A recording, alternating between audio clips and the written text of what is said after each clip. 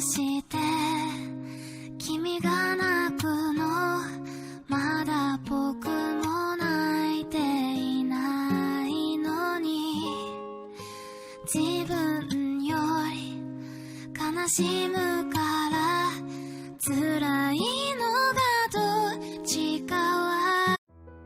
Assalamualaikum warahmatullahi wabarakatuh. Halo guys, selamat datang di YouTube channel. Saya di sini akan mempresentasikan tentang pertemuan 13, yaitu analisis karakteristik pasar persaingan sempurna. Presentasi ini untuk memenuhi nilai mata kuliah UAS saya, yaitu ekonomi manajerial. Semoga video ini dapat membantu pembelajaran untuk selama pandemi atau pembelajaran metode kuliah seperti ini. Silakan menyimak. Pengertian pasar persaingan sempurna. Pasar persaingan sempurna adalah suatu industri di mana terdapat banyak penjual dan pembeli, dan setiap penjual maupun pembeli tidak dapat mempengaruhi keadaan di pasar.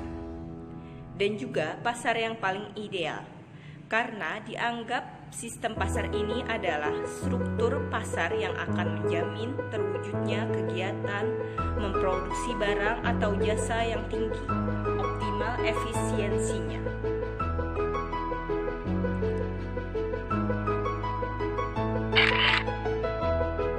Berikut contoh pasar persaingan sempurna, seperti pasar buah-buahan atau pasar sayur-mayur. Ciri-ciri pasar persaingan sempurna. Yang pertama, perusahaan adalah pengambil harga atau price taker. Pengambil harga atau price taker berarti suatu perusahaan yang ada di dalam pasar tidak dapat menentukan atau mengubah harga pasar.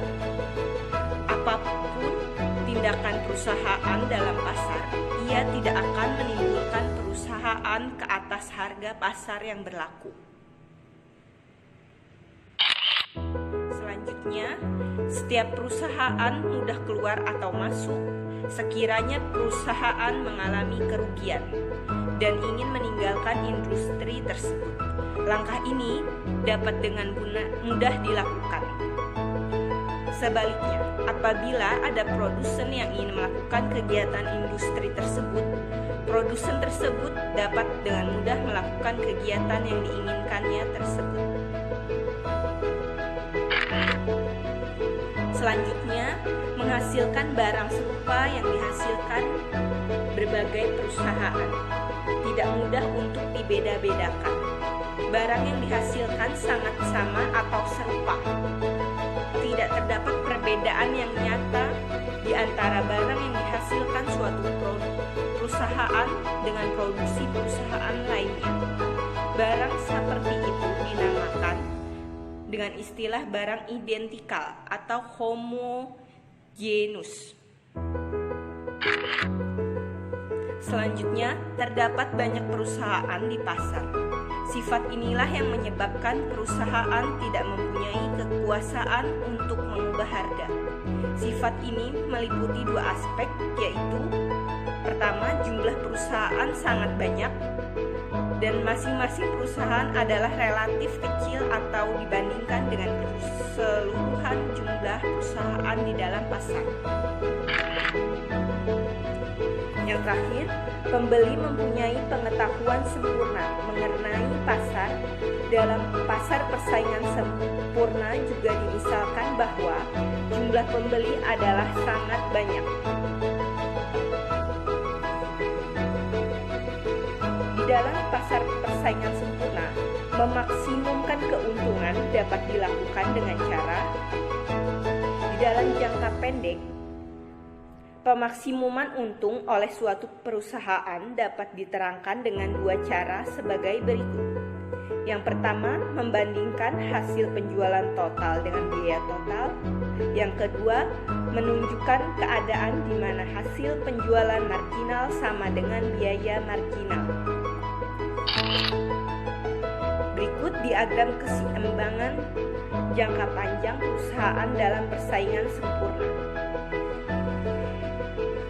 Dalam cara pertama, keuntungan ditentukan dengan menghitung dan membandingkan hasil penjualan total dan biaya total. Keuntungan adalah perbedaan antara hasil penjualan total yang diperoleh dengan biaya total yang dikeluarkan. Cara kedua adalah dengan menggunakan bantuan kurva atau data biaya rata-rata dan biaya marginal.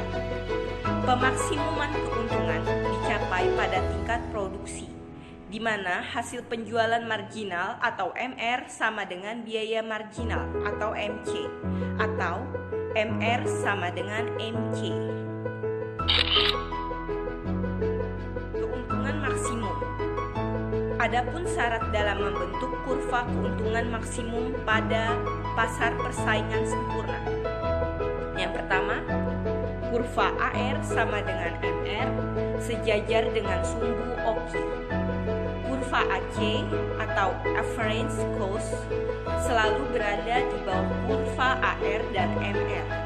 Kurva MC selalu memotong kurva AC minimum atau pada titik kurva AC yang terendah, karena pada saat itulah proses produksi terjadi efisiensi. Harga terbentuk pada saat kurva MC memotong kurva MR, yaitu setinggi OP1. Besarnya permintaan total atau TR sama dengan OP1 AQ 1. Besarnya biaya total TC sama dengan OP2 B Q1. Keuntungan maksimum sebesar P1 P2 AB.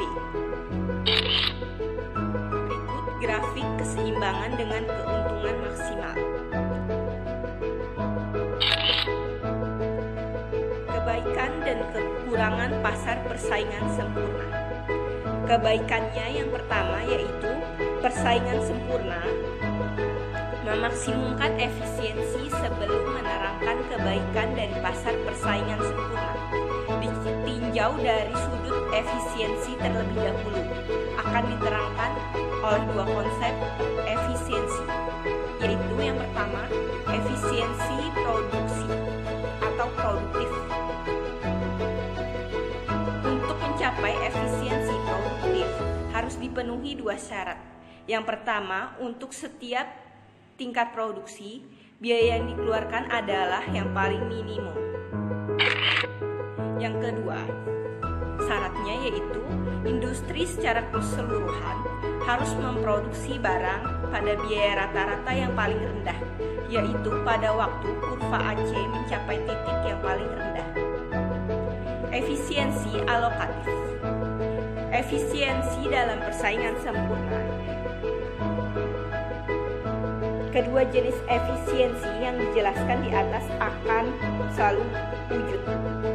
Telah dijelaskan bahwa di dalam jangka perusahaan dalam persaingan sempurna akan mendapat untung normal, dan untung normal ini akan dicapai apabila biaya produksi adalah yang paling minim. Yang kedua, kebebasan bertindak dan memilih persaingan sempurna, menghindari wujudnya konsentrasi kekuasaan di segolongan kecil masyarakat. Pada umumnya, orang berkeyakinan bahwa konsentrasi semacam itu akan membatasi kebebasan seseorang dalam melakukan kegiatannya dan memilih pekerjaan yang disukainya. Adapun kekurangannya, persaingan sempurna tidak mendorong inovasi. Yang kedua, persaingan sempurna ada kalanya menimbulkan biaya sosial. Yang ketiga, membatasi pilihan konsumen. Yang keempat, biaya dalam persaingan sempurna mungkin lebih tinggi. Yang terakhir, distribusi pendapatan tidak selalu merata.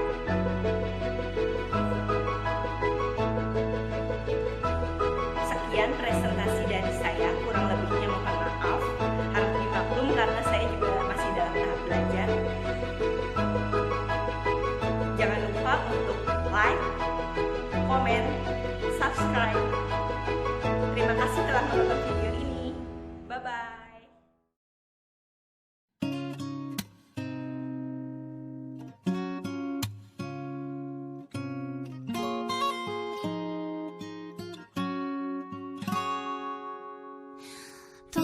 して君が泣くのまだ僕も泣いていないのに自分より悲しむから辛いのが